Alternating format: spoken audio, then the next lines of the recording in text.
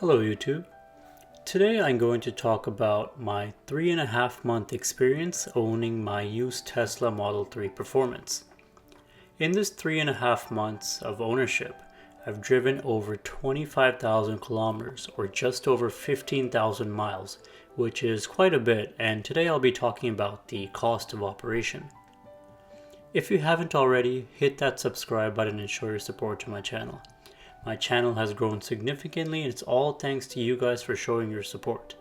I make content on my Lincoln MKZ Hybrid, my two GMC Envoys, and my Oldsmobile Aurora, so check out my channel and subscribe if you like. So a lot of my viewers are asking me, how much does it cost to operate the Tesla? Like I mentioned before, I've driven 25,000 kilometers so far in my ownership. So let's see how much I spent on electricity to drive that 25,000 kilometers. In my area, the price for electricity is 15 cents per kilowatt hour.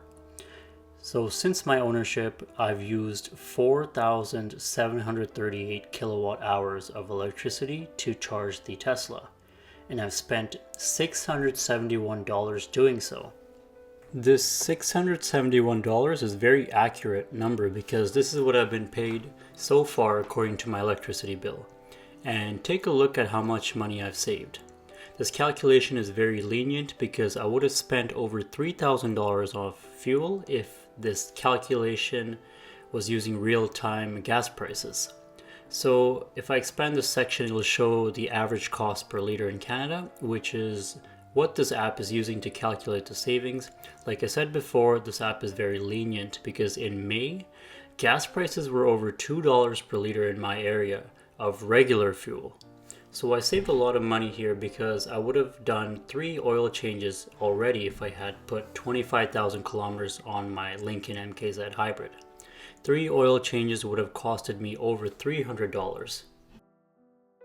A 230 kilometer round trip to work and back cost me only $7 Canadian, whereas with my Lincoln MKZ it would cost anywhere between $15 to $30 depending on the gas price. With electricity, it's very consistent with its rates. It doesn't go up and down like gas prices, at least not yet. My area just introduced off-peak hours, so between 11 p.m. to 7 a.m. we get a 5-cent discount per kilowatt hour. So it would only be 10 cents, which is even better. People say, oh, you're going to end up spending the money you saved on gas for a new battery down the road, which is not really true because as time goes by, batteries will become cheaper. There will be a lot of aftermarket options as well. So I'm not terribly worried about that. A lot of people also forget about the maintenance cost of a gasoline vehicle. You'll have to do oil changes, coolant flushes, transmission oil changes, and many more, which cost a lot of money if you think about it. The next thing I want to talk about is range. I only charge to 95% every day. I don't do the 100% because these batteries don't like that apparently. But 95% is good enough for me because it gets me 434 kilometers of range, which is plenty for my commutes. My range differs depending on how many people I'm carrying, if the AC or heater is on, and how fast I am going. The faster you go with 5 adults and the AC is running, you're going to deplete the battery much faster. So out of 434 kilometers, you're probably only going to be able to achieve 370 kilometers per charge, if that makes sense. That's just an example. I rarely use a supercharger. I mostly charge at home using my 240 volt Tesla charger.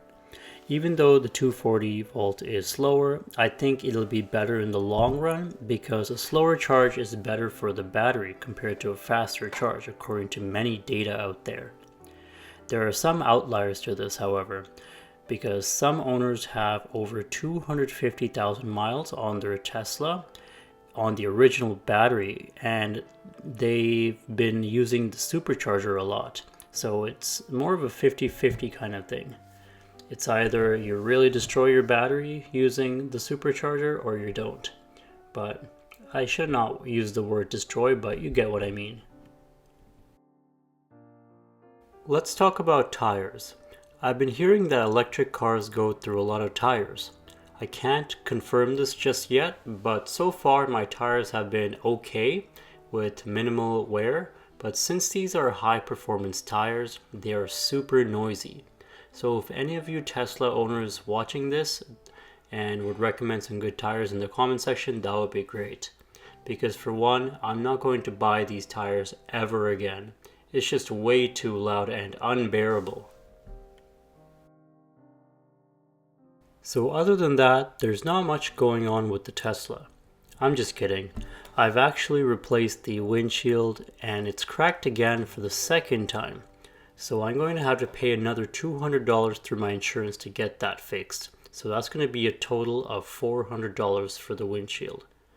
And a couple of weeks ago, someone rear-ended me and scratched up my bumper and trunk lid.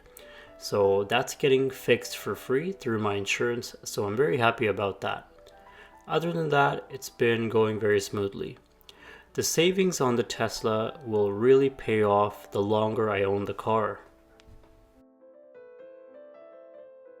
So overall, to drive 25,000 kilometers, I've spent $671 charging my Tesla and $200 for a windshield repair.